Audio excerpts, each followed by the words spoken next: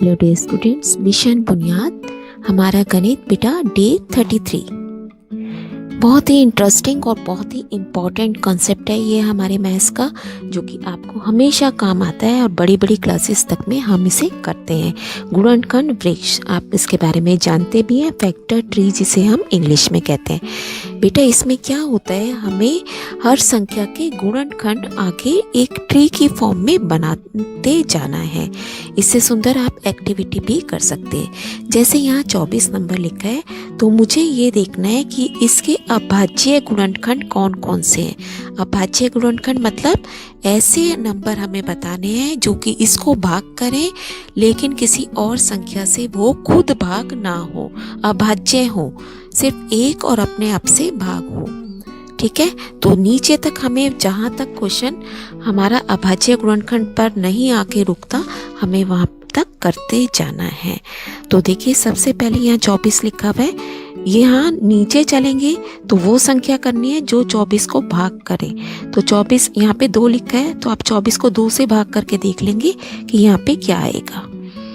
तो 24 को 2 से भाग किया, 12 आ गया, यहाँ पे आप 12 भर देंगे।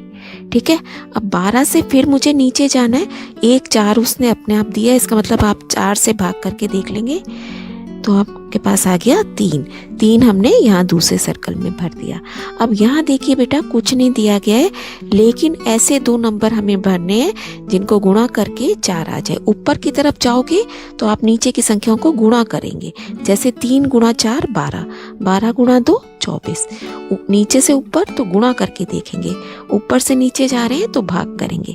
अब मुझे नीचे से ऊपर जाके 4 बनना चाहिए, तो 4 के क्या टुकड़े होते हैं, गुणनखंड 2 और 2 है ना, तो यहाँ पे 2 और 2 हम लिख देंगे। ठीक है, तो इस 24 नंबर के क्या कौन कौन से अभाज्य गुणनखंड माने जाएंगे, जो कि यहाँ किनारे पे आ रहे हैं। ठीक है, अकेले छूट गए हैं जो कि उसके बाद वो आगे भाग नहीं हो रहे किसी नंबर से। तो हमारे पास आ गया 2 3 2 2। आंसर क्या बना, 2 गुणा 3 गुणा 2 गुणा 2। आप इन सबको भाग करके देखेंगे तो हमारे पास क्या आ जाएगा, 24। तो अब हमारा इस तरीके से गुणनखंड वृक्ष बिल्कुल कंप्लीट हो गया है। अब हम अपना डे 33 का काम करेंगे बेटा, जो आपको बुक में दिया गया है।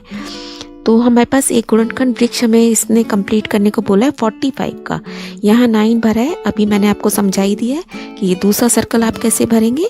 45 को 9 से भाग करके देख लेंगे, आपके पास आ गया 5, तो a का वैल्यू क्या आ गई, 5। नेक्स्ट उसने कहा है a प्लस बी बताइए, तो पहले तो मुझे b निकालना पड़ेगा। b और c को गुणा करने पे 9 मिलना चाहिए, है ना, और वो संख्याएं अभाज्य भी होनी चाहिए। तो कौन कौन सा नंबर बना, 3 और 3। 9 के कौन कौन से गुणनखंड होते हैं, सिर्फ 3 और 3। तो अब हमें a जमा b करना है, a आ गया 5, b आ गया 3, दोनों को मिला के बन गया 8 आपका आंसर।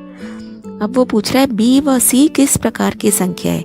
b भी 3 है और c भी 3 है ना, b और c दोनों 3 3 है, तो ये कैसी संख्याएं हैं, विषम संख्याएं, हम लिख देंगे विषम संख्याएं। नेक्स्ट देखिए, हमारे को फिर से एक अगला सेकंड क्वेश्चन में 90 का गुणनखंड वृक्ष कंप्लीट करना है बेटा।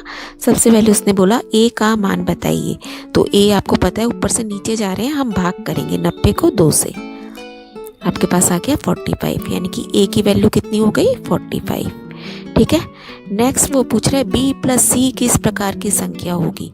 यहाँ पे 45 है ना, 45 को देखेंगे किस संख्या से गुणा करें कि 45 आ जाए। तो हमने करा 3 गुणा 15। हमेशा एक संख्या ऐसी लेने की कोशिश कीजिए जो कि अभाज्य हो, प्राइम नंबर हो, किसी और के टेबल से ना जाए, सिर्फ एक और अपने अलावा। तो 3 भर दिया एक में तो, और 1 लिख दिया 15। b आपका बन गया 3, c बना दिया हमने 15। अब दोनों को उसने कहा जमा करो, 3 जमा 15 कितना आ गया, 18। तो ये कैसी संख्या है, सम संख्या, इवन नंबर। आंसर बन गया सम संख्या। क्या b गुणा c a है, b गुणा c। अब जब नीचे से ऊपर जाते हैं तो अभी मैंने आपको बताया गुणा करके ऊपर की संख्या मिलेगी, यस, तो इसका आंसर क्या बनेगा, यस, क्योंकि b गुणा c करने से ही हमें a मिलता है। नेक्स्ट देखिए, बुक में नहीं लिखा, यहाँ मैंने डी लिख दिया, यहाँ ई लिख दिया। ये आपका नंबर है 15। सी कितना निकाला है हमने? 15। तो 15 के टुकड़े क्या बनेंगे? 3 और 5। तो 15 हमने लिख दिया, 3 गुणा 5, यानी कि डी हो गया 3 और ई हो गया 5। तो बेटा अब फाइनली आपके अगर इसके गुणनखंड वृक्ष के थ्रू हम इसके फैक्टर निकालें तो कौन कौन से फैक्टर माने जाएंगे? देखो, बी आपने निकाला है 3, डी भी निकाला है आपने 3 और ई कितना निकाला है? 5। तो इसका मतलब 90 को हम कैसे लिख सकते हैं? 2 गुणा 3 गुणा 3 गुणा 5।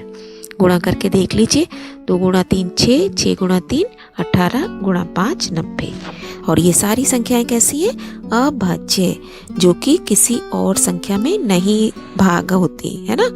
तो बेटा इसके क्या पहचान होती है? इसके सिर्फ अभाज्य संख्याओं के 2 ही गुणनखंड होते हैं, एक नंबर और एक वो संख्या खुद। इसके अलावा कोई गुणनखंड और नहीं होता इनका। नेक्स्ट है, नीचे दी गई गेंद में से राजू को एक गेंद लेनी है। बताइए ऐसी संख्या लिखी हो जो 1, 5 और 13 से पूर्णतः भाग हो जाए। तो जब भी ऐसा नंबर पूछा जाएगा, क्योंकि तीनों अभाज्य संख्याएं हैं, हम तीनों को गुणा करके देख लेंगे और हमारा आंसर बन जाएगा 65। नेक्स्ट देखिए, शाहिद को एक गेंद लेनी है। शर्त यह है कि 4, 6 और 8 से पूरी भाग हो जाए। तो आप देख लीजिए, ये तो विषम संख्या कभी सम संख्या से भाग नहीं होगी, है ना, तो ये नहीं हो सकता।